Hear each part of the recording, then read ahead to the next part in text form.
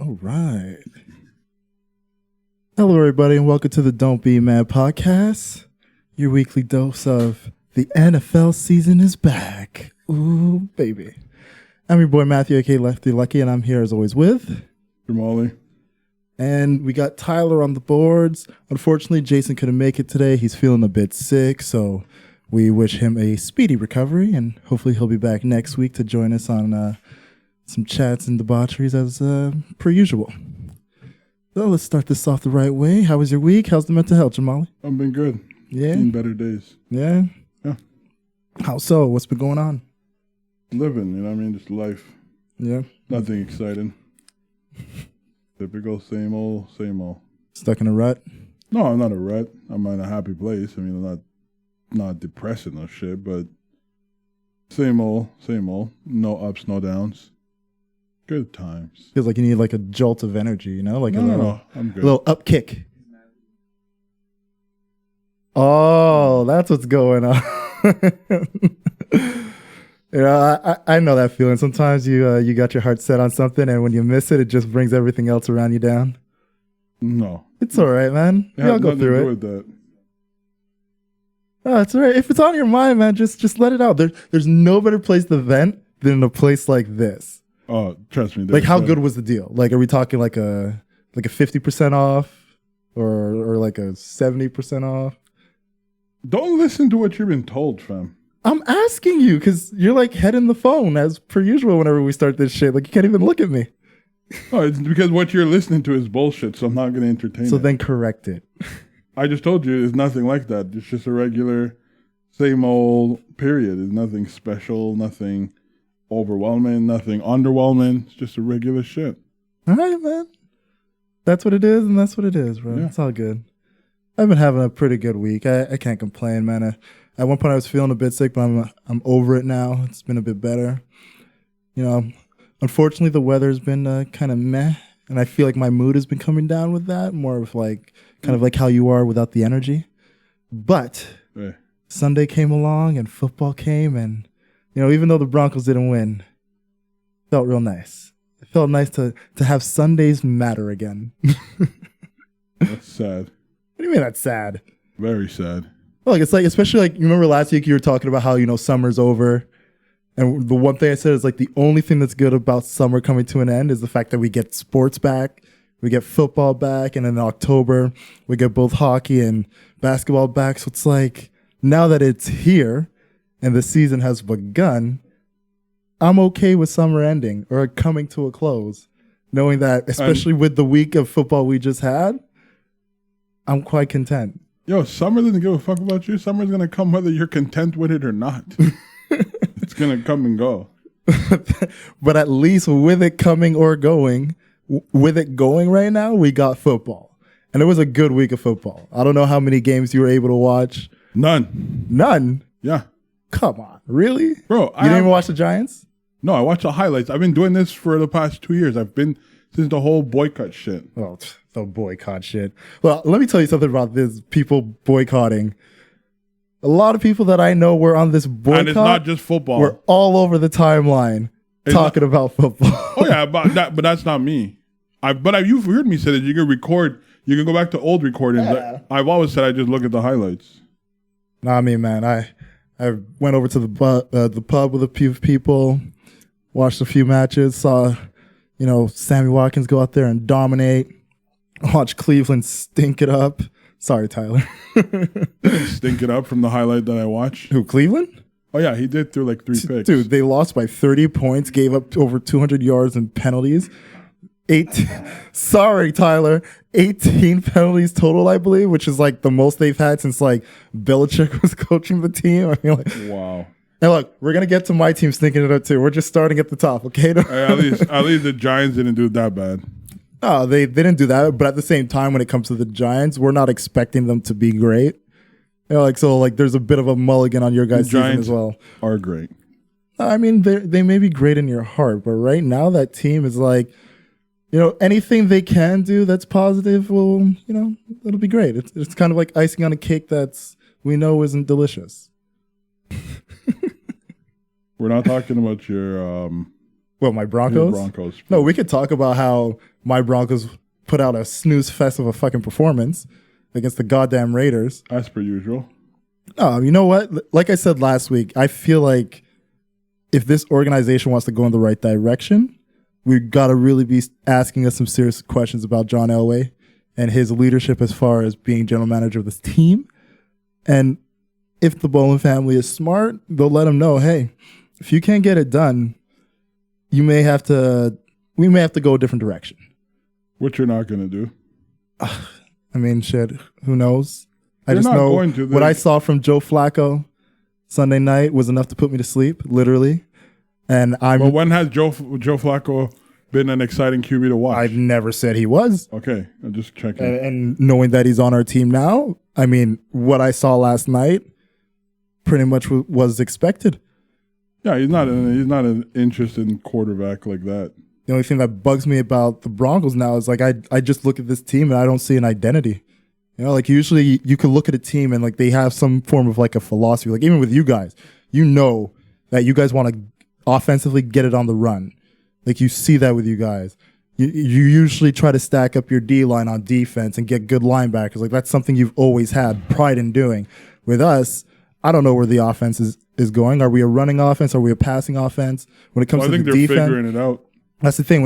But it's like we've constantly been a team that usually gets it through the run. And then in the last few years, we've been just trying to get teams out there that sling the ball, but we haven't had the quarterback clientele to do that. And now I look at the defense. Before, we were like the Orange Crush of old, man. We were shutting teams down. And now I look at the secondary. It's not mile high, no fly anymore. Like everything just looks kind of in flux. Where's the direction? Where's that football philosophy that this is what we do, this is what we're going to stape ourselves on? I don't see it. Well, don't hold your breath, buddy. Look, I'm not holding my breath. I know how I feel about it. I know what I expect from this season. And I just know like if it continues this way, what needs to be done, hopefully the owners are smart enough to do it. And look, it may hurt a few feelings. Fuck it. We got to win. That's it. They're not going to do it, bro. So you could forget about it. I can hope, though. But looking at some highlights from this week, Lamar Jackson, the guy who a lot of people said should switch positions, become a running back or be a cornerback for some stupid reason, went out there and was just slinging that thing, man. He finished the game with 5 touchdowns, I think, something like that. 3 or he had 3 or 4 in the first half. First half, he had 3. Yeah. So I remember like they put up a stat, like he had 7 attempts, 7 completions. I think it was like 139 yards and 3 touchdowns at that point. They're just like, I know we look at Miami and they're pretty much just throwing in the towel to the season because they're tanking for Tua. Like it's known. It's not even a question, but my goodness, could you put up plenty more of like a just horrible, disgusting match? Well, at least from the highlights that I've watched, Giants didn't do that bad. What's that to do with the Ravens and Dolphins, bro? That's all that matters. I don't go fuck about your team, bro. They're not my team. I'm talking about teams that played. Yeah, well, they're not my team. Are you even paying attention? I am. I'm very much paying attention. I'm bringing it back to my Giants. All right, so what did you favor about your Giants, considering the highlights you watched? I mean, Eli didn't throw an interception. Amazing. That's pretty good. Fucking amazing. That's pretty damn good. Like, that's impressive. I mean, the few highlighted plays that I see, I see more than a few. I actually have a way of getting like extended highlights. And Saquon ran the ball very well. At least they didn't abuse him. I thought they were going to abuse the way I feel like everybody's worried about Saquon getting abused this season. But like he played well.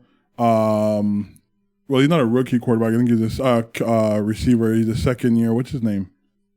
Why am I drawing a blank? He caught a couple good catches. I think it's a good start to what is expected to be a terrible year. Yeah. And I think like that's the one thing too. Like we know when it comes to the Cowboys at the very least, they're pretty much priming themselves for this Super Bowl run right now. Like you got Zeke in there. He's paid for. It's good to go. Dak's contract's next to be signed. And pretty much Jerry Jones said, it's going to happen. There's nothing to worry about. It's more a matter of like, is it going to be front heavy, back heavy? Like those little things that pretty much is not for us to worry about. But when you look at that team as a whole, you look at like Gallup in there. He played incredible for them. They got Cobb, who pretty much seems like he works really well into that system. Almost like he's taking over a sense of, what was that white wide receiver's name? I'm drawing a blank on him too. Yeah, either way, he took over for him in like that slot situation. And you're looking at what their team is doing right now as far as just like prime themselves for a long run rather than just like priming themselves for a hype. And then what you guys were able to accomplish as far as like just not getting completely and totally embarrassed in that game, not too bad. No, we didn't get embarrassed. Still a lot to be seen though for what you guys are going to do, especially in that division, because as much as like I feel everybody thinks it's like Cowboys are going to be a lock for it and they're going to run away with it. I think they're going to finish top of the division. I still think I think the Eagles have a chance. Yeah, Eagles have a chance. I mean, like Deshaun Jackson played incredible. Like almost like he never left. Yeah, like just came right back and just continued where he left off. I saw a stat that they were showing like the wide receivers with the most 50-plus yard touchdowns. He's second on the list after Randy Moss, who has 29. He has 31, and I think Jerry Rice has 35. Wow. So it's like literally just picking up where he left off. And perfect fit. I don't know why he ever left, man. He should have just stayed there the whole time. I remember they had the whole dispute, right? Yeah, with a difference of opinion. When you're home, man. You got to stick it out. You got to work it out. The only team in our division we don't have to worry about is the Redskins. The Washington Redactors, as I like to call them. Yeah, I don't know. I look at that team, like Washington, and I feel like they're just so unlucky. And maybe it's because of the name. But it's like every year they have the most injuries on their team. And like they'll have guys that'll come in and you're just looking at them and you just think like, okay, this is actually a team that can do something. And it's just injury after injury after injury that just but it's not even just injury. Destroys them, man. It's just like it's not just like anybody who get hurt. It's always like the people that they want to build a team around. Literally, their centerpiece get pulled out. Like losing guys, it's just like this is the running back that was like this is the man. Like he's gonna be the one to push us forward, and then he gets injured out. Honestly, if I was a player and I got drafted to the Redskins and I realized that it was built around me, I would literally walk off. I mean, like, because you look at last year with Alex Smith, it's just like literally breaks his leg in two places. It's just like, what? Like Cousins the year before, a couple of years before. Like, it's just so RJ3. Unfortunate no matter who is on that team. Was it? Didn't McNabb play for them for a bit? Yeah. And he ended his career. Like, it's so, like, when you play on that team, if you're like one of the guys, just expect at some point injury is going to come. And, maybe that team is cursed. Maybe because of the name, that team is cursed. But that wasn't like the only major injury that happened. You had Nick Foles, who started off the game incredible. 2 quarters in, gets a beautiful touchdown where the injury that came off of it was him just sitting in the pocket to make a play. Right. Gets slammed down to the ground, breaks his clavicle. Out. They're saying now possibly out for half the season, but depending on how it heals up, maybe the whole season. And what's his name? Which highlight did I watch? I think it was the Cleveland highlight where what's his name got laid out. There's a few. Fuck! I forgot his name, and I was happy he did come back. They checked him for concussion. Yeah. No, there were a few big hits. I mean, like you even had. What's the third receiver? Because it's Odell. You have Odell, Landry, and oh shoot, I keep forgetting the other guy. I think he's like in the second year. Yeah, him. Yeah. When he did that collide, like, oh man, I was like, fuck. I don't like to see players get hurt, regardless of which team they play on. And I mean, like I said, like you had Nick Foles get hurt. He's out, especially like considering how well Jacksonville was playing up to that point. And I mean, like the guy who came in did pretty well. 22 of 25. He kept the momentum going, but you just saw there was a bit of a shift when Nick Foles went down. Just like it's always gonna be a shift. Yeah, and then you had Tyreek Hill, who also he had a collarbone. I'm not sure if it was a clavicle as well, but broken collarbone. Out? Yeah, he's out for I think they're saying 6 to 8 weeks. Wow, it's like major injuries across the board, man. Crazy, pretty intense, man. I mean, like. That's the thing that I completely and utterly refuse to understand why they don't play these guys in preseason, and then week 1 comes around, and then you're throwing them hard at it. Well, that's the thing. A lot of times they limit them in preseason to avoid injury.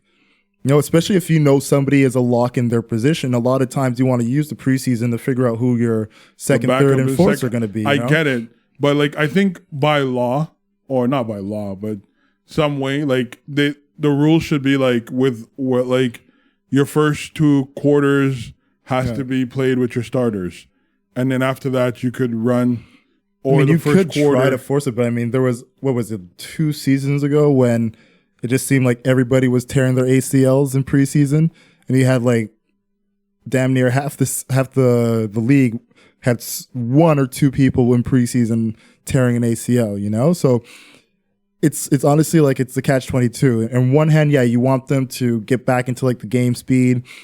You want to see them take a few hits, get up from it, just get like that. Their body is ready again for it, but it's the risk of what we see happening in week 1 where, you go out there and you could be perfectly fine going in, and then all of a sudden you take 1 bad hit and that's it for you. Oh, most definitely. It's fucked up, but it's life. It's true. It's sad. I mean, what am I supposed to do? This is the life they chose. Yeah. But I mean, outside of the injuries, there were some big stories that happened. You had Odell Beckham Jr.'s watch. Who is Jason talking shit to, bro? Oh. He should keep his little riverly. He's not even he's happy anymore. That the Chargers won. They're a stream. I mean, look, I'm not mad that the Chargers won because I had both Phillip Rivers and Austin Eckler on my team, and they collectively gave me around like 70 points. So no complaints over here about that. But it's week 1, man. We know how this goes. Everybody gets a little bit too hype and starts making crazy predictions about what's going to happen. Well, one prediction that I know is not a prediction is that Phillip Rivers is not going anywhere. I mean, nowhere. I hope not. There's no hope. But like, I look at it in the AFC West, it's still KC's division. Still their division to take control of, and the Chargers should be right there with them, but you never know. The Chargers are not there. They're chargeless. They got no power. None. They're done, bro. Phillip Rivers needs to retire now if he wants a chance to go down. Whoa. Let's wait till the season's done. No. He's my starting quarterback. Let's wait a minute. The nerve of you. The nerve of me. Hey, when it comes to fantasy, I say put all emotions aside. You take the best thing for your team. That's it. That's all. Phillip Rivers is what position do you have in the draft? Oh, we did an auction draft, so positions doesn't really matter. It's all about how much you're willing to spend. And how much did you must have got his ass for free. No, I spent, but we're good. What do you mean? How much did you spend? Don't worry about it. Is this real cash or your fictional? No, it's not money? Real cash. It's like you get like a $200 bank and then you buy your players. Oh, one of those type of things. Yeah. He must have been on the low end. Must be on the sales rack or some shit. I got him for the amount I wanted him for. That's all I got to say. Yeah. For the low. The point Jason is, will be paying 23 and then you'll be playing Wade. You know what I mean? That's for sure. so let's hold off on these retirement talks. Let's get through the season first. If he wants to retire when the season's done, perfectly fine by me. Oh, you should retire now if you know. Get me a victory of the season. That'd be great. You're not gonna get shit. Hey. What have Phillip Rivers ever won? What did I do to you? No, what Phillip Rivers have ever won? What did I do to you? I'm asking you a question. Look, it doesn't matter about if he wins the league or not. Just get the points I need to win my matchups. You're not gonna get them. He can lose every single game, but if he gives me 30 points in every single loss, I'll be happy. Well, Like that. Wins and losses don't matter. Just perform well. I predict he's not going to play past week 5. What's wrong with you? Oh, I'm just telling you. Like, what is wrong with you? I'm just telling you. There's too much hate in your heart. It's not hate. It's factual. It's factual. When on week 6, you're going to be like, yo, how did you know? Like, a lot of people said Tom Brady was finished I never said that. 2 seasons ago. And look at this guy. No one said that. Going for number 7. Whoever said that was a crazy person. There were a lot of crazy people out there. There you go. They saw 2 weeks in when Casey whooped their ass, and they were like, "Oh well, it's over for the Patriots. They got to switch him out. They got to look for retirement." Mm-hmm. And now he's looking for number 7. They gave him what? 42 million? Who? Tom Brady? The extension? Dude, I don't even know. Or was it? I know he always takes discounts. That's all I know. He always takes discounts. I know. And Phillip Rivers over there, who was a discount, so I was trying to get a high price. Took a discount, and now they got AB. Don't talk about that. Don't talk about that. Come on. Look. No, I don't want to talk about it. I really don't. You don't want to talk about Antonio Brown? No, man. Going because to the Giants Patriots for $15 million, 9 guaranteed, after calling Mike Mayock a cracker. What are the Giants doing, man? What are they doing? What's this got to do with the Giants? Because they could have picked him up. Yeah, they weren't going to pick him up. Look, you guys got rid of Odell because of Dead weight. Locker room culture and all this shit. You're going to pick up Antonio Brown? You're damn right.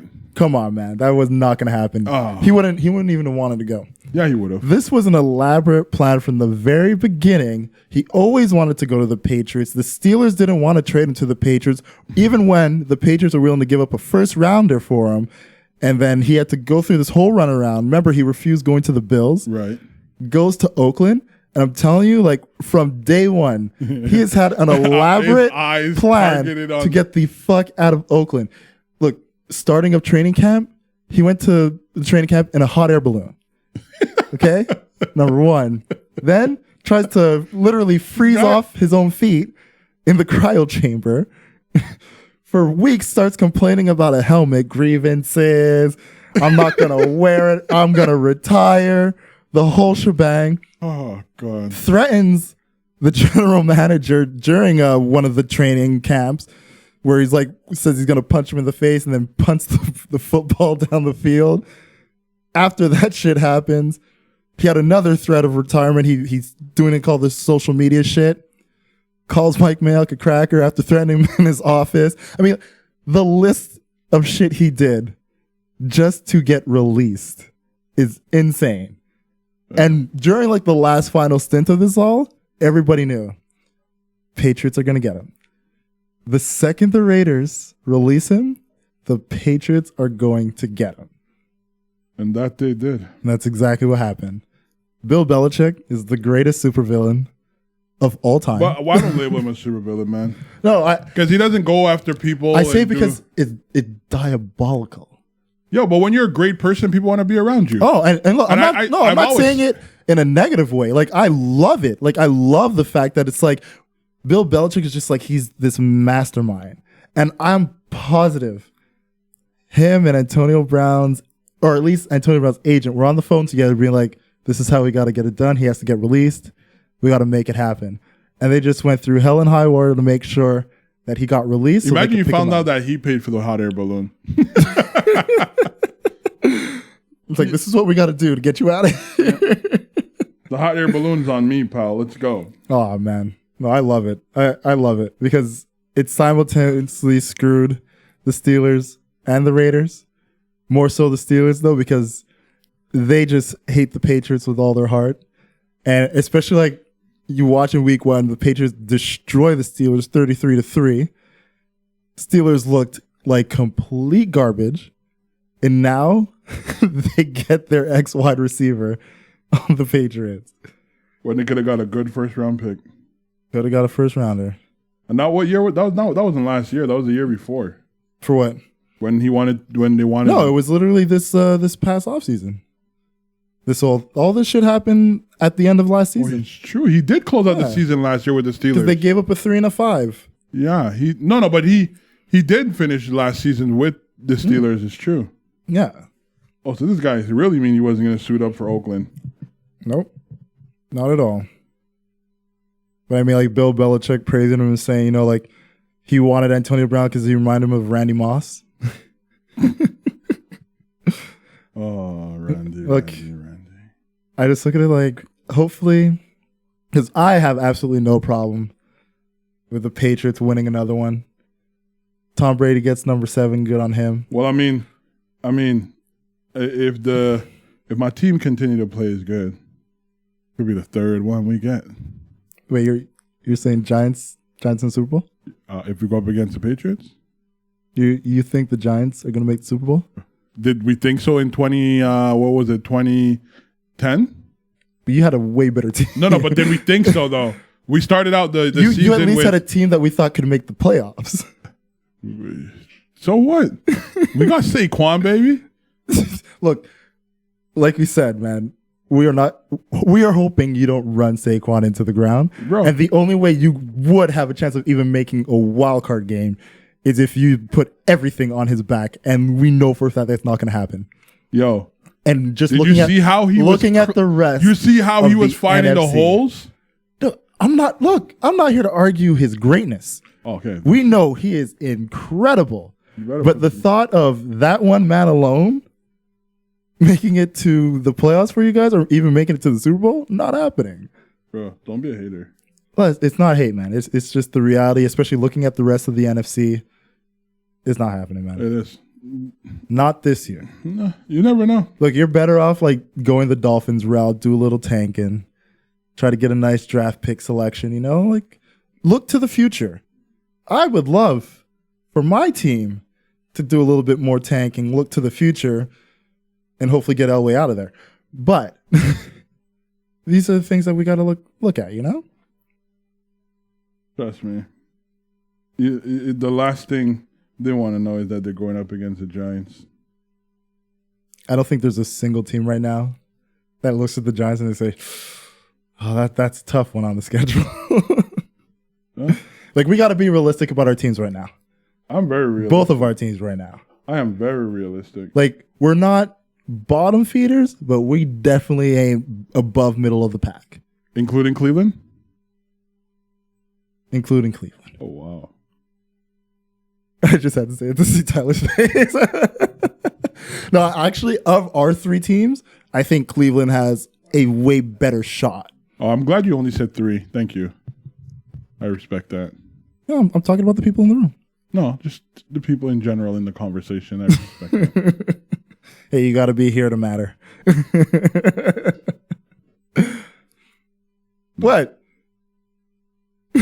What's that look? Like you're giving me shit. I showed up to talk football, man. Yep. So Did you at least see the highlights from the Monday night game? The only Monday night game that mattered, not Broncos and Raiders? No. Lord, dude, come on. No. New Orleans versus the Texans? It was like one of the greatest Monday night games I've seen in like fucking years, man. I'm glad you saw it. I'm happy for you. DeAndre Hopkins, who's also on my fantasy team, put on a madness out there. Though he's already dropping balls, which I don't like. That's a great sign. Bright future. Yo, you're such a hater, bro. Oh, Matthew. Such a hater. And like, he's doing it with no energy too. Oh, okay, what's so important on your phone? I need to know.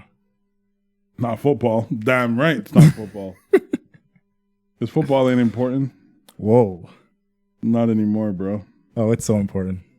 It's still the best. On a Sunday that rains and I have nothing else to do, yeah, sure.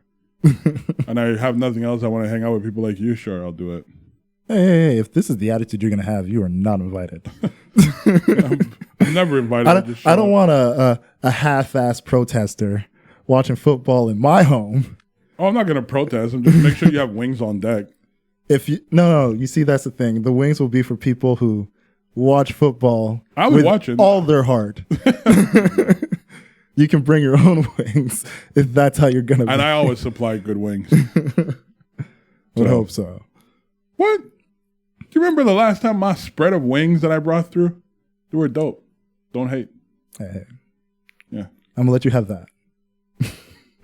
These black people. Always got to be about race with this one. Huh? And their chicken. They can never be happy. Anyways, on to some other shit. What's on your heart, Jamal? Nothing's on my heart. What do you think of Nicki announcement of retirement? To start a family? Yeah. Good on her.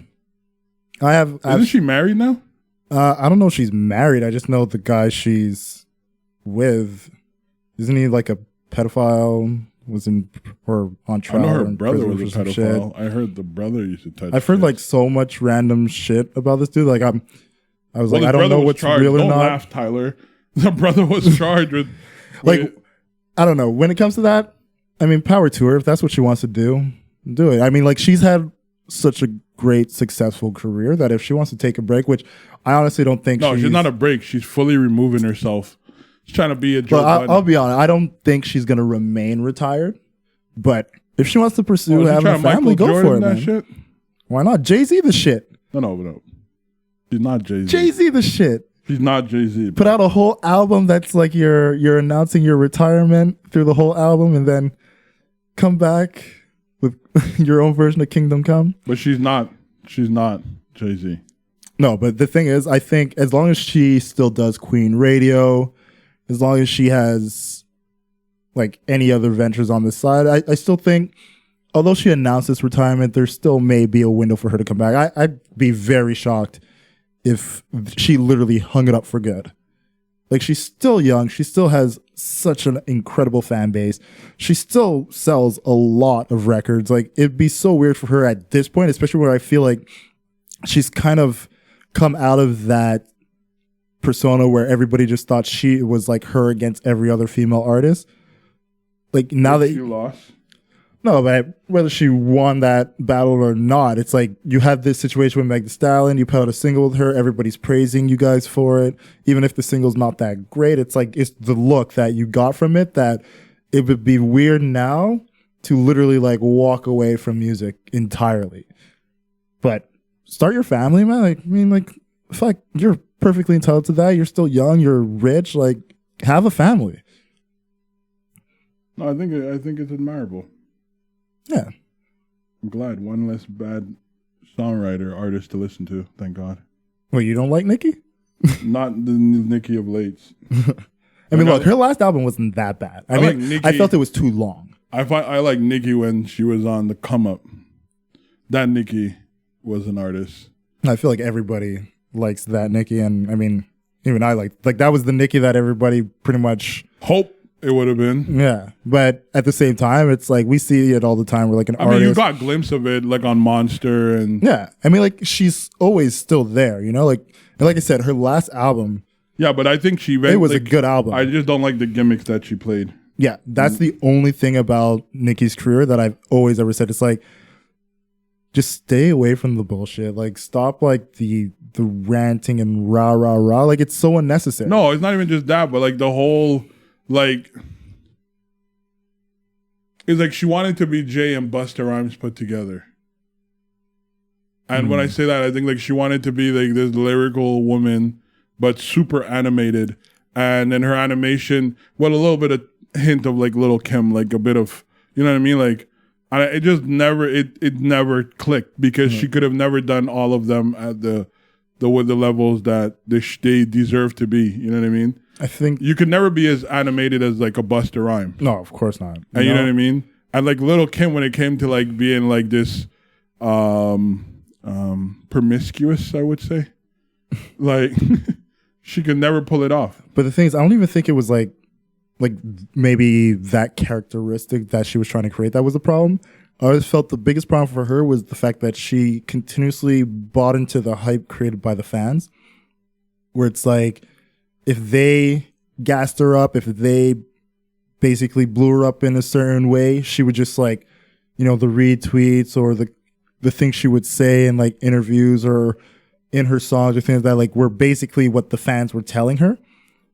And, when you're somebody that's as big as she is, when you have that fan base, you can put out an album or you can put out a record and it's going to be like number one, for you to like stoop down to that level of everything my fans say, I'm going to make that the forefront.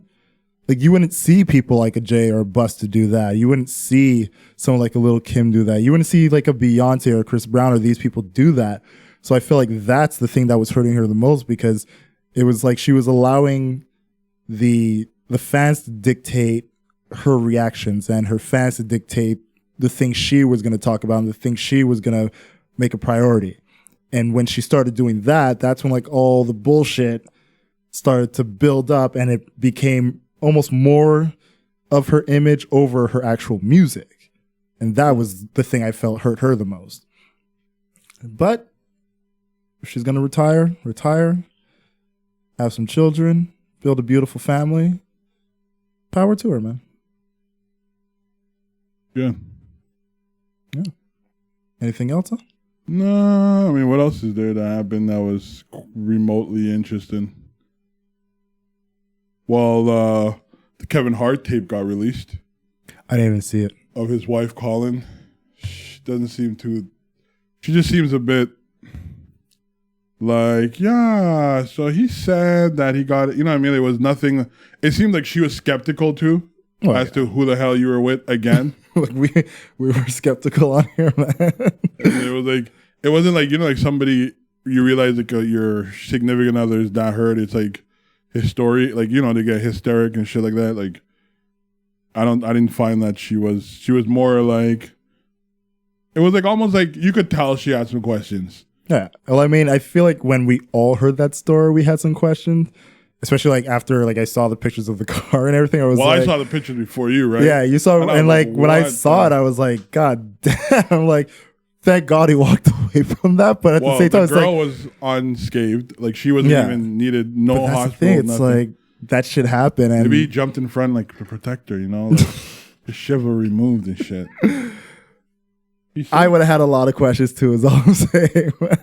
Man. Like, especially like my main question would have been, why did you come home first after this happened? You think a woman's gonna ask that question first? You know what? You gotta ask the straight down the line questions. And she crazy, bro. Honestly, you gotta ask the straight down the line questions, if she wanted bro. The truth, she should have like, I'm not calling 911 till you tell me everything, Kevin. So you better start explaining. Dude literally broke his back. Well, that sounds like a his problem to me. I would have literally been like, poop, kicking him in his back. No, I hope Kevin ain't back up to his old ways, man. Bro, I hope not, man. He said he was 25 minutes. The police report said he was an hour away from his house. Hey. Who do I believe? I don't know. You tell me. Kevin, I don't trust the police. but I'm just saying, it's crazy. Oh my God. Man. No, that's a messed up shit, bro. And there's a possible third person that no one's yet to confirm. When I first heard the story, they were saying there was 2 other people in the car. But yeah, like that car didn't look like a 3-seater. Yeah, but that's exactly that. You know what I mean? Because it was a convertible, and who wants to be in a backseat in a convertible? Like, really, bro? There's just so much about that story, and I'm just like, yo, Kevin just looks mad fishy. And I'm quite sure, like, if at some point the shit does come out. Wait, isn't Terrence whatever Terrence J? He was the one who did the last time too, right? Yeah, he ditched the car after a night. I think accident. Nelly's next, Husbands of Hollywood. Aren't they all on that show? I don't know. Probably in the script. I don't know, man. Because they keep copying the same shit. He's another one. He got into that crash and ran off. Yeah. I mean, with the unidentifiable girl.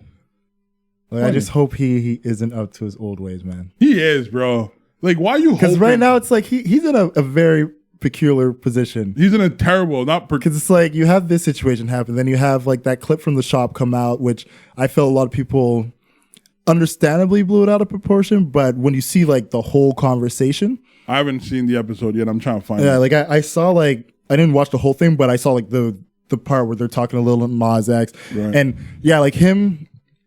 Basically, it's him saying like, you know, you get that the first clip that was going out that was like 15 seconds or whatever. It was like, oh, it doesn't matter, you know, like, so what if you're gay? Like, who cares? But then in the conversation he was having, he was just saying, it's like, when you live your truth, you don't have to explain it outside of you showing it, you know? And it's like, once you said what you are, then that's all that mattered at that point. Now you don't. I don't know why people still hype about it. Well, that's the thing. Everybody watched that one little clip, But even if if he hypothetically did that, there's no reason for them to be like that enraged. Well, the reason of the rage is mostly because it's a dismissal of a No, it's person's not, truth. bro. No, because if you go and say, you know, like, yeah, you coming out, okay, like who cares? You came out, like it doesn't matter. But we know in society, like, people come out and then they are literally attacked and in some cases killed that's my as point. a matter of them coming out. That's the thing. Like, I have no problem with the I don't know if I'm going to be politically correct. LGBTQ The gay community. I'm cool with gay folks. I don't even like to call them gay people because I think it's stupid. Because no one calls me a heterosexual. They call me a male. or they call me say black. you're cisgendered. No, whatever the fuck. No other group of people identify themselves by. No, like no one identifies themselves as like any heterosexual group don't identify themselves like I'm a girl, and you know, like I don't think gay people need to walk around with that tag. I think that idea in itself is, as much as society is not acceptance. I feel like them walking around with that tag add burden to their life, and they should just be able to be like, I'm a male, or I like who I like. There should be no need to this whole idea of coming out anymore. Like, I think all those things should be stopped. I feel like from where we stand in our luxury of being where we live and the society that we have immediately around us, then I understand that. But it's knowing that, you know, there are still a lot of places gay, lesbian, trans people are literally attacked on a daily basis for what they are, whether they come out or it's like suspected of them, you know? So bro, I understand that. It's all about representation. I agree. I'm not saying otherwise. There's a bunch of people, and by no means am I trying to diminish what they go through, but there's also, you know, there's a bunch of women who goes through all sorts of shit on a daily basis for just being a woman. There's black folks that go through it. You know what I mean? Like, all these labeling, I think, is the most frustrating thing, and we play into these societies things that I feel like should be taken down. They're archaic. Just live your life. And that's the thing. Like, I'm not like, I completely understand where you're coming from, but it's also with the understanding of, you know, as much as we in 2019 going into 2020 should be in a place where we don't have to put these labels on things, it's understanding that we still don't have this respected position coming from the whole majority of society. No, what I'm saying, that's not the point. Like, society is not going to accept you. Society is the way it is. You have to shift society. And one way of shifting society is not by playing by their rule. And I think one form of the way they want you to identify is for you to be like, oh, I'm carrying, like, it's the same concept with the word nigger, right? It's the same concept to be like, oh, well, I've turned it into a salutation, or I've turned it into, and we don't say nigger, we say nigga, which is like a whole ignorant shit. Maybe we should just take them all out, all these whole different labels and shit, and just live our lives, bro. Well, like, the best way to get to that position is by getting there. Is literally having that representation out there, and it's understanding. Well, and I know you don't agree, which is fine. But I don't. If we get to a point where, you know, like you look at society as it is, the way it's going, it took so long for black people to be accepted, to get representation in whether it be sport, television, movie, etc. And you look at just the minority societies within our society, the fastest way for us to accept them is to see it represented. And for someone like Lil Nas X, who is, you know, literally at the peak right now, for him to come out, and I'm not like, I know some people when he did come out, they were saying, oh, he's using it for clout and shit like that. But no, I see it as this is literally somebody who has so many young, impressionable minds looking up to him. Some who are probably straight, gay, lesbian, trans, and knowing that they have somebody that represents and is doing it in a good way. You know, just putting his truth out there, showing that it's okay to be yourself and to have your truth out there front and center. That type of representation is necessary in our society to get to this point of it not needing to be out there, because we're not there yet. Bro, I don't even think it's a concept of representation anymore. And I will tell you why, because I think there's a lot of gay people, or so to speak, I hate even using that because it sounds so stupid. There's a lot of people who identify as gay in a lot of places. The whole part is, why do you need to identify as such? Because by identifying it, you're saying, it's like you're sticking out. Like, you know what I mean? Like, to me at this point, like, live your life the way you want to live it. You don't have to justifiably say anything to anybody. Just live your truth.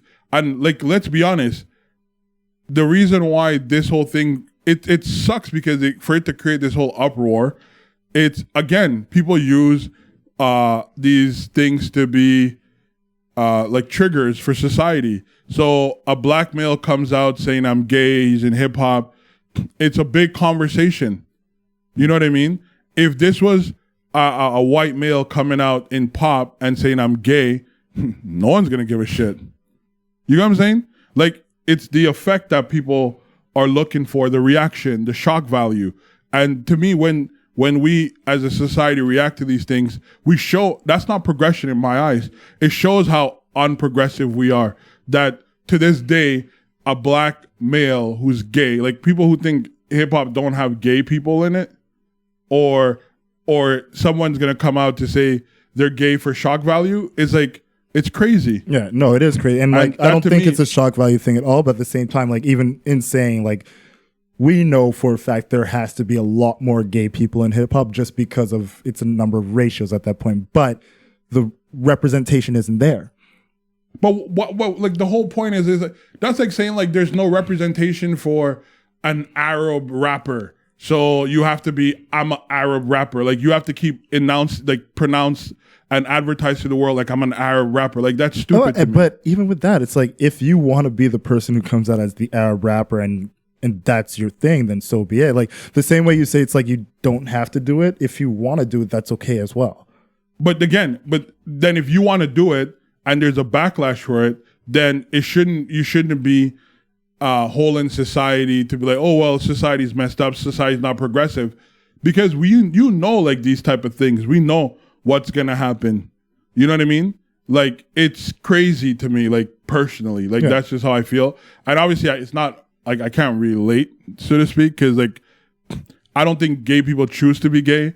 Like, I didn't choose to be black either, but it's a bit different because, like, I can't hide my race, but people could, I don't know everybody's sexuality, right? Yeah. By looking at them, but by looking at them, you could tell I'm black.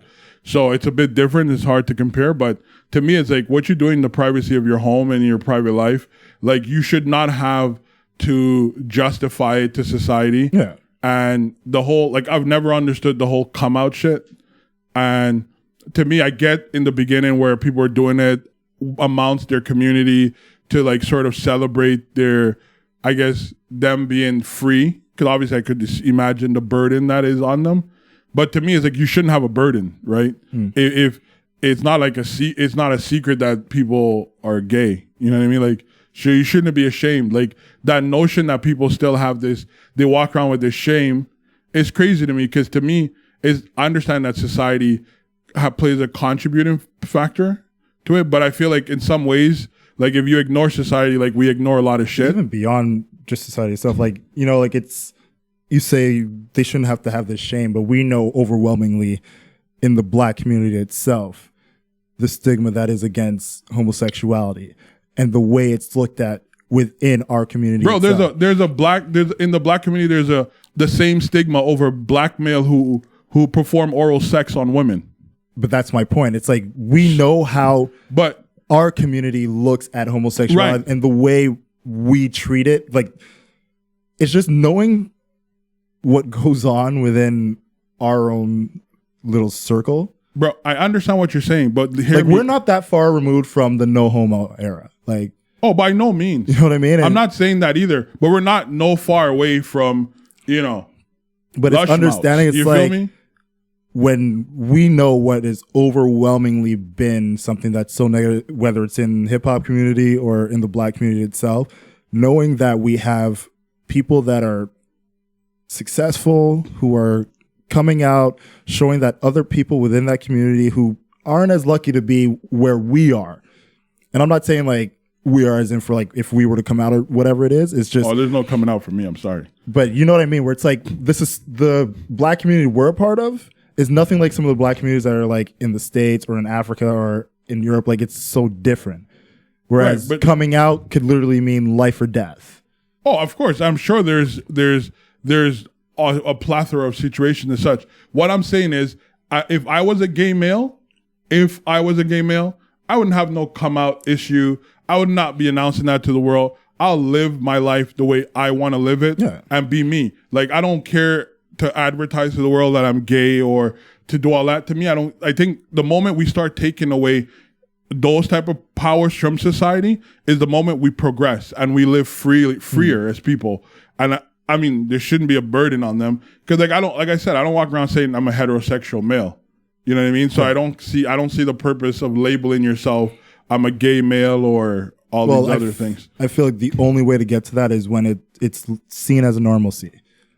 And at the moment, but again, it's literally once it's seen as a normalcy, once we have the same way we have like celebrity relationships that are hetero that are put on the forefront and pictures of tabloids and all this shit. Like, when that type of normalcy is put towards that but we will get again. there. You see, this is also society values, right? Yeah, and because hold on, Ellen DeGeneres is a known lesbian. Yeah, she's probably the #1 daytime TV host right now, right?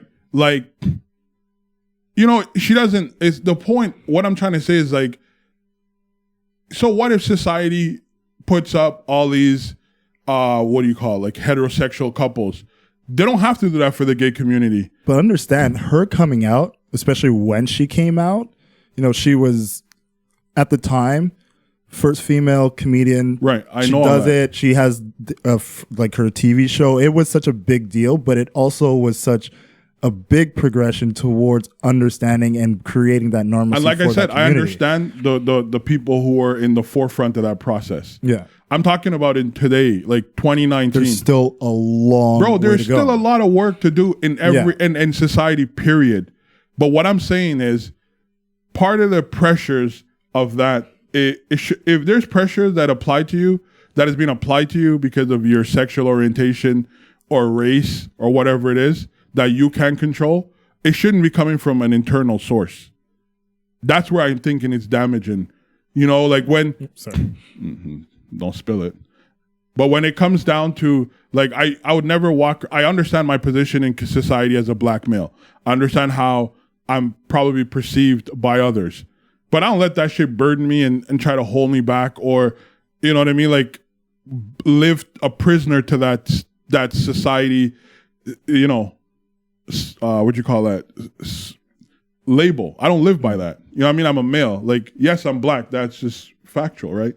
I don't see the point. To me, I would like, and I have gay friends and we have this conversation, and like, you met my homeboy on the metro. Like, when we used to talk back in college about like, his process, because he was one of the first to be like, yo, honest, I'm like, we were having a conversation once and I was like, yo, you should holler at this girl, because there's this girl in her class.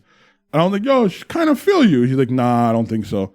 And then one day we were on break and he was like, yo, I'm gay, right? I'm like, I know you're gay. I'm just messing with you in class, bro. And he's like, I'm gay and you still talk to me? And I was a bit like, well, why? He's like, well, I know black guys normally don't associate with gay people. And I was like, bro, like, that's a stereotype. Yeah. Because that's not true. Right? So, like, those type of things, I'm like, yo, that's a pressure that you're walking around with that I don't know you have and that no one knows you have, but you're inflicting it on yourself. And that's not healthy for anybody. No, it's not healthy at all. So that's why I'm saying that should be the next movement in the the LGBTQ plus community. Drop the label. I would And live love to normal agree, life. but I mean, Live a life where you don't have to justify your actions. Live a life where what we would call normal, since it's the norm of like how heterosexuals live. Drop all that label shit, and then if society don't accept you, they don't accept you, but you're still gonna live. And once you don't feel like, because if the normal process is for heterosexual, we don't identify, then you should do the same if you want normalcy in it. And the moment you start doing that, people are not gonna be reactive. I think that there's a shock value behind it, especially done in the entertainment industry. I don't think it's a shock value. I have no problem with the labels, and I just say just knowing the people that I know in that community and knowing what representation means to them and seeing people that are in positions use their power to bring more awareness to a lot of the issues that they're going through and a lot of the things that are happening within that society, both positive and negative. The more people that come out that can be effective positively, I'm for. That's just the way I see it.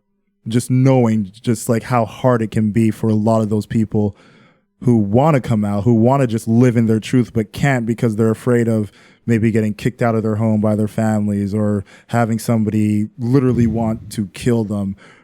You know, like just knowing some of the shit that they go through. Right, but then once they get past that, drop the label.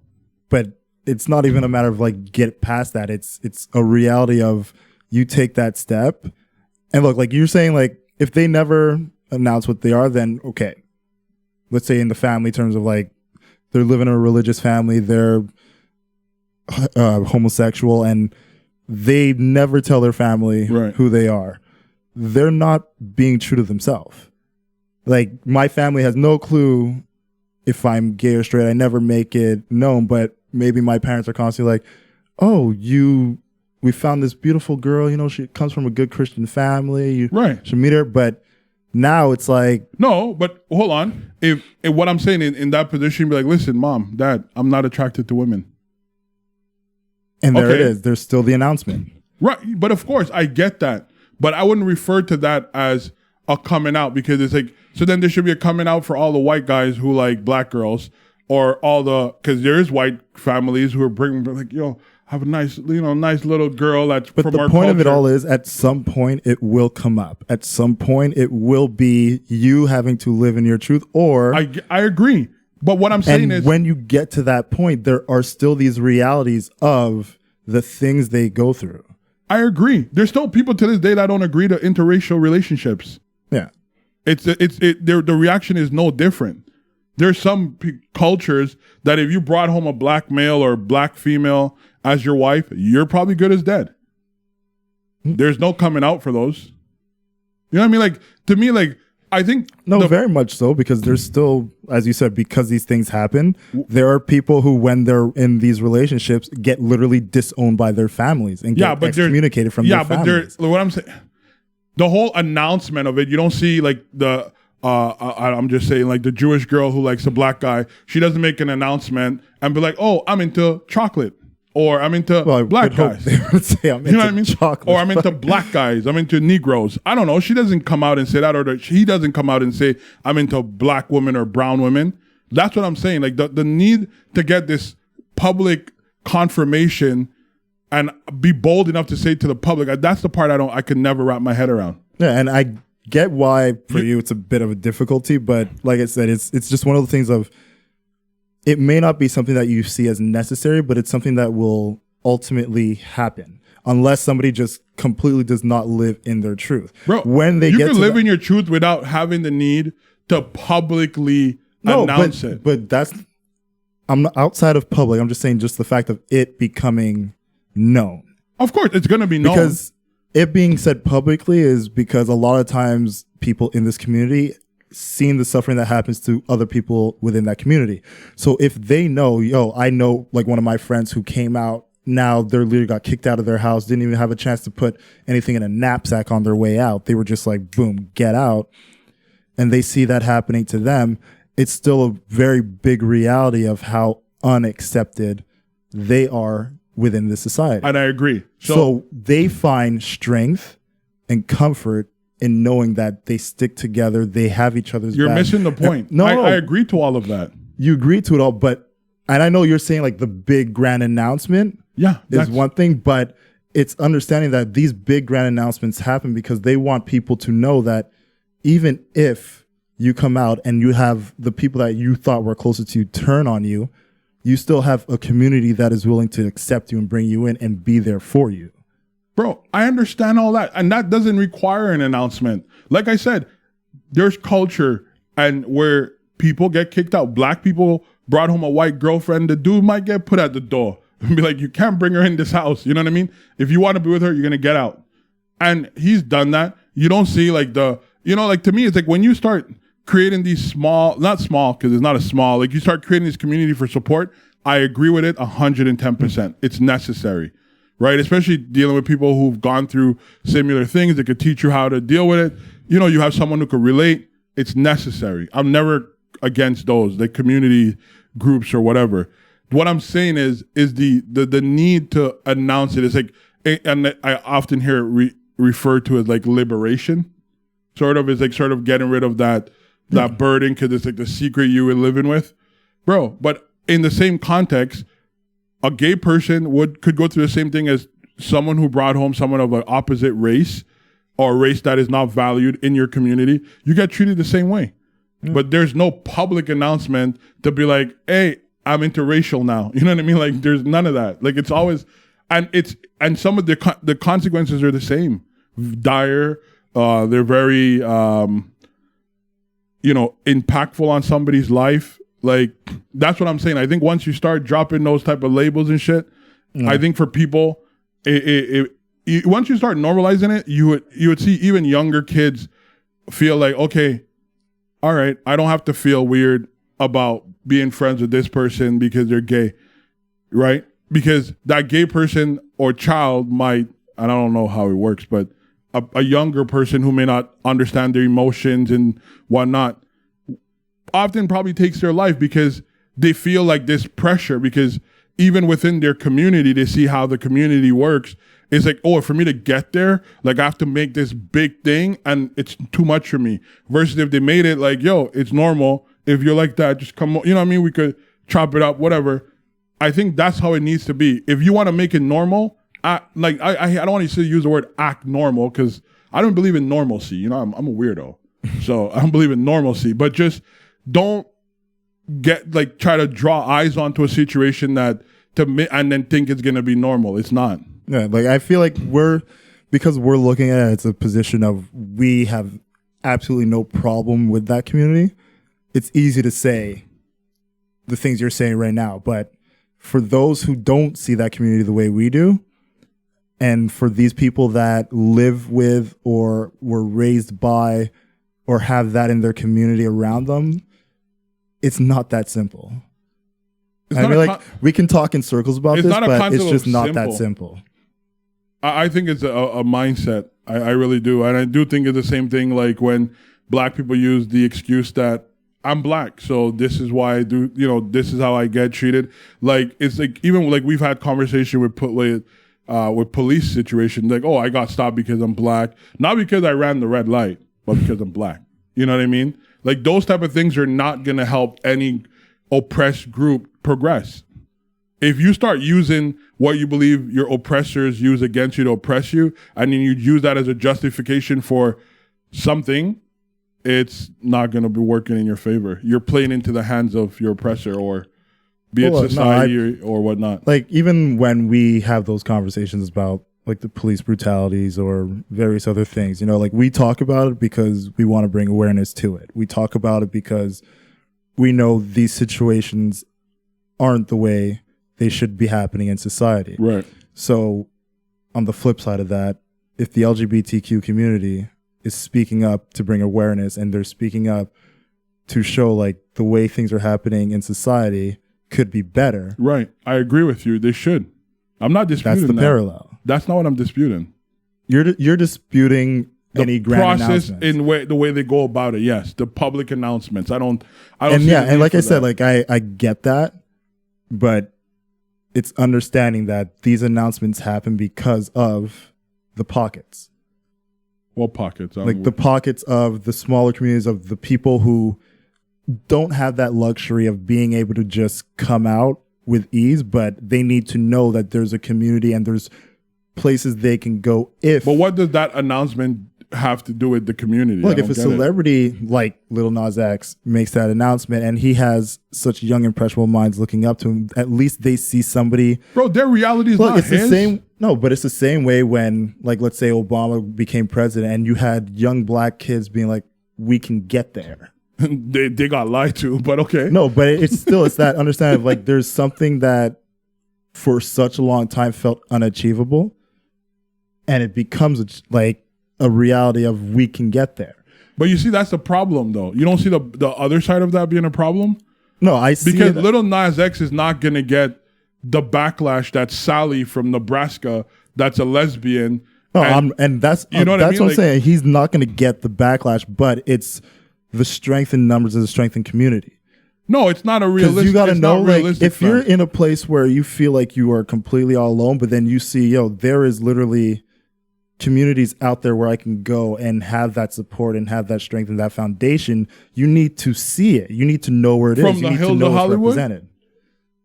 Dude, it doesn't have to necessarily be like the Hollywood Hill, but it's an understanding but that's my point. It's there. But like even with your Obama analogy, like bro, like there have been greater black folks than Obama in that life. Was an extreme. It's the most relatable thing you can say. Not at all. But anyway, look to you. But what I'm saying is, it's the visual of having it there and knowing that representation is there. So then what? So okay, on the flip side, Sally in Nebraska don't have that support system.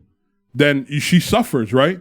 Because she's looking on TV and she's online and she's seen all these people come out and she have no idea where in Nebraska she could find a supporting group of people. It probably not there. And then so she feels like, oh shit, this is something I have to live with as a secret. That's what I'm talking about.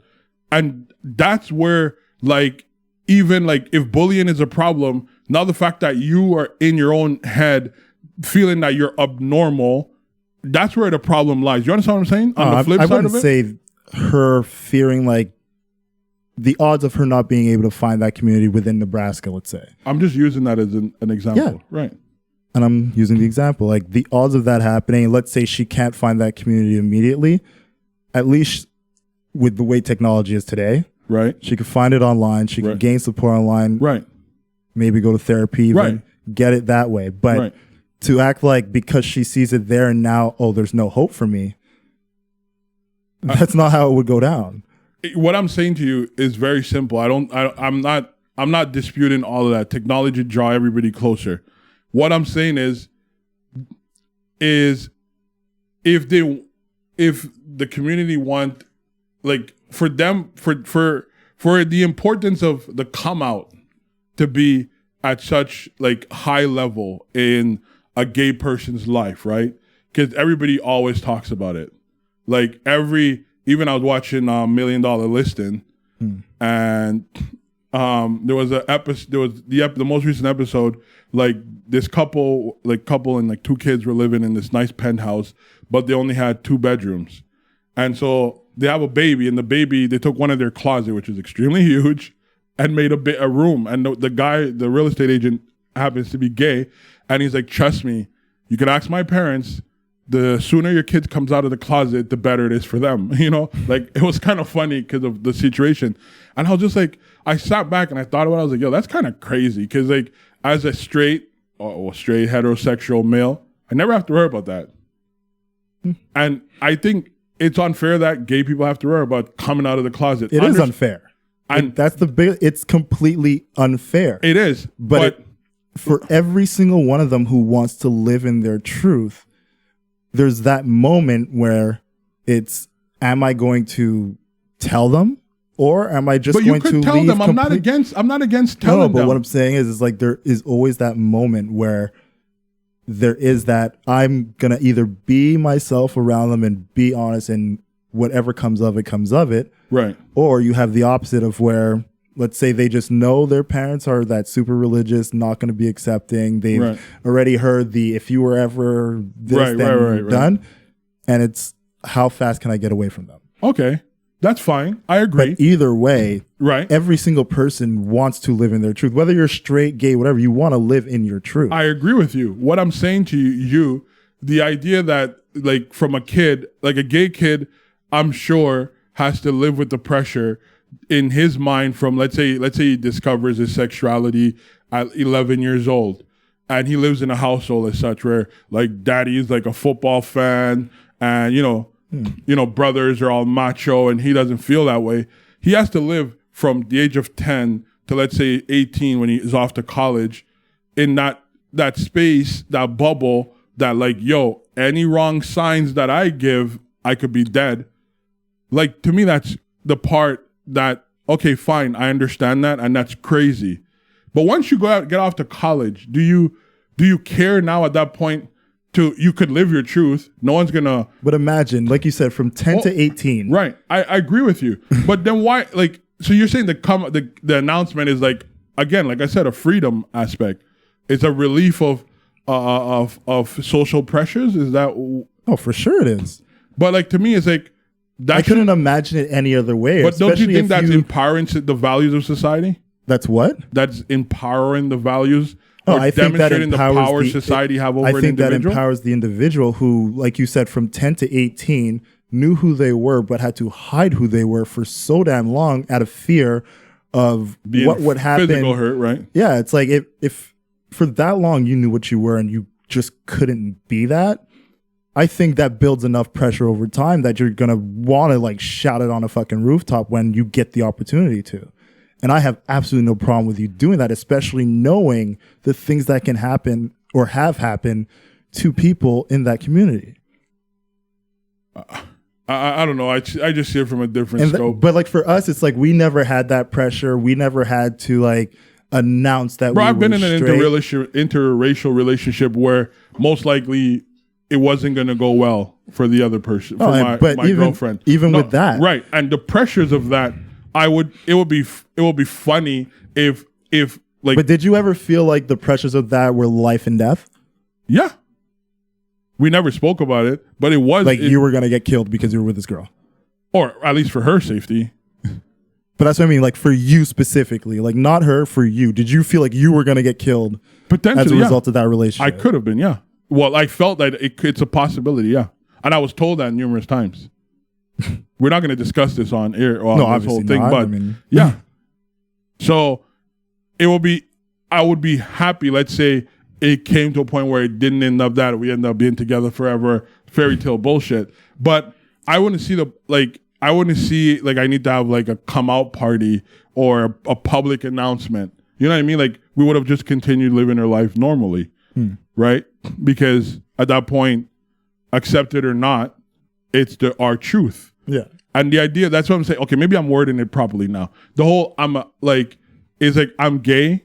The announcement is like as if you want society to accept you, and that's what I'm saying. Like that's how I see it, and I see it like because you're saying I'm gay, is like society, like please accept me. I'm a gay male, or I'm a lesbian, or I'm a trans, or I'm this, or I'm that. As opposed to if you want to tell your friends and your family, like listen, mom, dad, this is who I love and this is what I love, or whatever the case is. Keep it at that level. Like I think that community does want acceptance. Right, but I'm saying if you keep it at that level and you don't do that big announcement, it's like, to me, the announcement, and most people see it that way, it's like you're screaming for attention. I don't see it the same way. Huh? I don't see it the same way. No, I understand. I'm not saying you should, but I'm just saying for a lot of people, they do see it as like, yo, you're screaming for attention. Like, bro, you were the same person before you announced that you were gay to me, and after we're still going to be cool. Like, you know, no one's accept you because of your sexual orientation.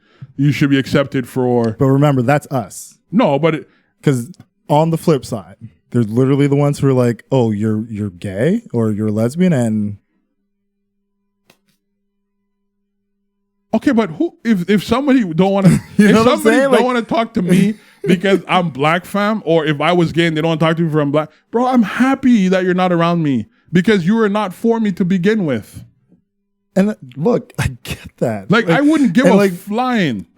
And that's your mentality, but I know for others it's harder.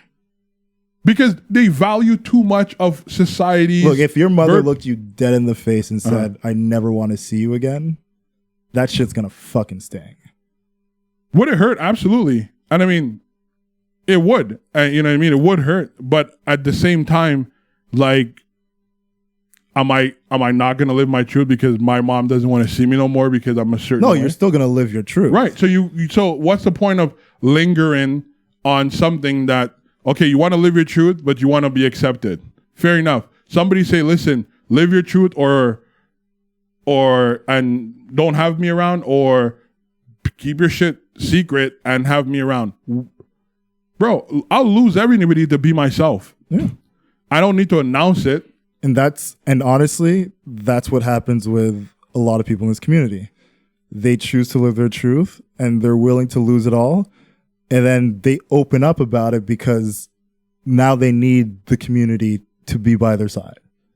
They need, because look, to go and literally lose everything and to have nothing to fall back on, or nothing to support you in that time, bro. You need that community. You have nothing if you don't have yourself. But no matter how much community you have around you. But the thing is, like, if nobody makes the announcement and we don't know where, like, if someone's gay, straight, or whatever, and somebody... But what importance is that? But somebody says to their family, and then their family completely disowns them. Okay. Now they don't know where to go. Now they don't know who is on their side, who's the same way you draw. You took my example and you said Sally from Nebraska could go online. But that's why there's an online community. Exactly. But that's why I said to have people who come out and to have people who are open about what they are. Right. You know, in a situation where Sally gets disowned, that she has a place to go. But that she has people she can go to. The coming out, the announcement has no relevancy in that process. It does. Absolutely not. It does, because if she doesn't know where the community is, how's she going to get to them? Oh, so what? Coming out is like putting your beam in there and like a superhero. It's probably the Batman signal, man. Bro, get out of here. Cut it out. How? Cut it out. I think if you need to be true to yourself, be true to the people that values you, and I think 9 out of 10 times, even if your parents react fucked up, you're gonna always have. I think majority of parents get the shock value. Obviously, like the shockness of like, oh shit, especially like Caribbean males probably, but I'm sure a lot of Caribbean women, if their son came out to them as being gay, they're not gonna be like, get out. You know what I mean? Like, I won't say, unless like they live at home with their husband, and your husband like, he can't stay on, bro. And even then, you still could work your relationship out with your family. And that'd be a great hope. Are you saying the majority of gay people that comes out to parents were not accepting of it? No, I'm not saying. They lose their friend. You could definitely try to work it out, but it's this. If they turn on you, what do you do, bro? We get people turn on us all the time. Like, to me, that's like, that doesn't show a strength, a sign of strength in character, in my opinion. Honestly, like that's the problem. That's like, so when Kevin Hart did like, okay, no one cares, I was like, bro, that's exactly how I feel.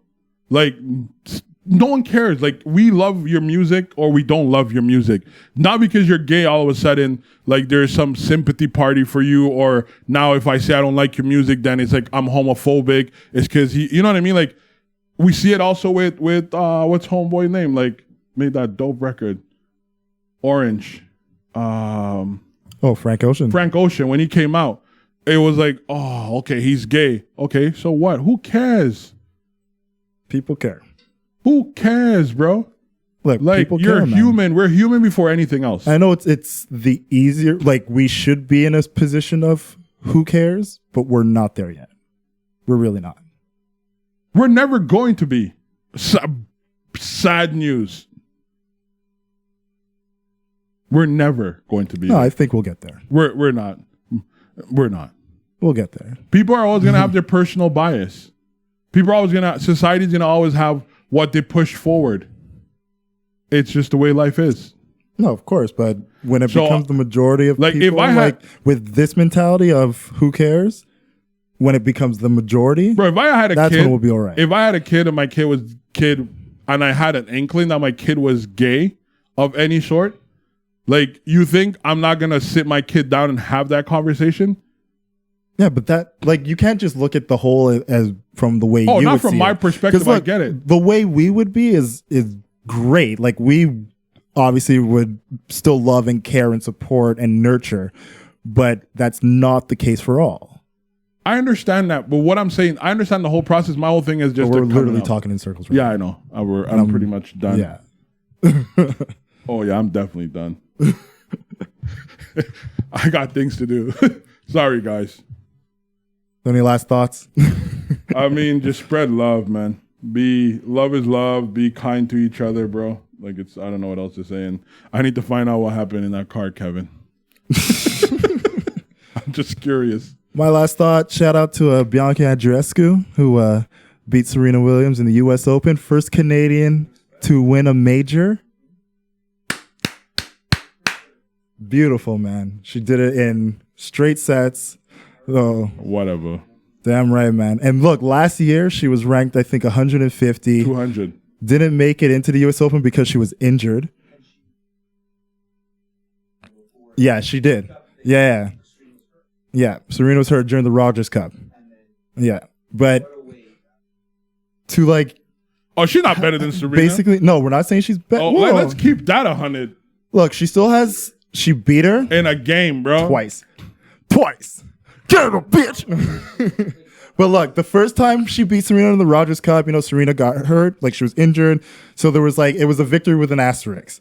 But look, she did it straight sets. And look, Serena mounted a comeback, which heart of a fucking champion, to be down 5-1 in the second set. Yep. And to bring it to 5-5. Look, you can't knock Serena at all, man. Like, oh no. Yeah, like she got anybody else at 5-1, it's done. Oh, bro, you saw what Serena did to homegirl the other. But look, man, like I said, man, Oof. hats off to Bianca Andreescu. Great victory. You did it. When the crowd was against you, you did it. Amazing. I hope she has a great, long, prosperous career. The next one up, man. I'm just waiting for Serena to get those. Did it for the country, baby. The 24th, the 25th, and then she could retire. I hope that. Serena gets 24. Yeah, she has to get 24. It's like I was looking at this match like it's a win-win, lose-lose. I was just hoping that she would have, if she had won the U.S. Open, because the Australian Open is next, and then break the record where. Yeah. Because I was looking at it, I was like, I'll look, be happy. If Bianca wins, perfect. First Canadian to win a major. Like, it's amazing. It's done. Like, she did that shit. I'm not happy she won. I could be. No, I was very happy she I won. could be. Because it's not like, oh, well, like the Serena thing like trumps anything. I'm happy like anybody achieves success. Yeah. You know what I mean? Like that's not the point. It's not something personal with her. But it kind of messed up the setup. You know what I mean? I was just hoping that she goes in. Look, Serena's gonna get it, man. But I wanted her to get it in Australia, man. Like it's been going on for a year. She's been trying to get this 24th. She's gonna get it. She better get it. We know it's gonna come. It's a matter of when. I wanted the Canadian. Yo, if she wins the Australian, she better don't win the again till she gets to Australia next year, the year after 2021. I just had to have like the national pride for a Canadian winning in the U.S. Open. Like it was beautiful. Toronto Raptors win. She wins. Well, you know they say after all these smiles, there's gonna be tears, right? Hey, look, if the tears come, man. But right now, we had the first Canadian do it. We had the first Canadian do it. A cold winter. Watch. So tip of the hat to her. It's gonna be the worst winter in Canadian history. Look, the way the weather's been shaping up lately, and you guys can say whatever you want about climate change. I'm not looking forward to winter at all. It's gonna be a cold winter. All these victories. Cold, bundle up, baby. I got a good jacket. I'm not worried. All right, guys. Thank you all for listening to another episode of the Don't Be Mad podcast. To everybody in the live stream forum, thank you guys for being there. Thank you guys for tuning in. You can reach us Twitter and Instagram at Don't Be Mad Pod. On Facebook, Don't Be Mad Podcast. We are out. We will see you next week. Peace.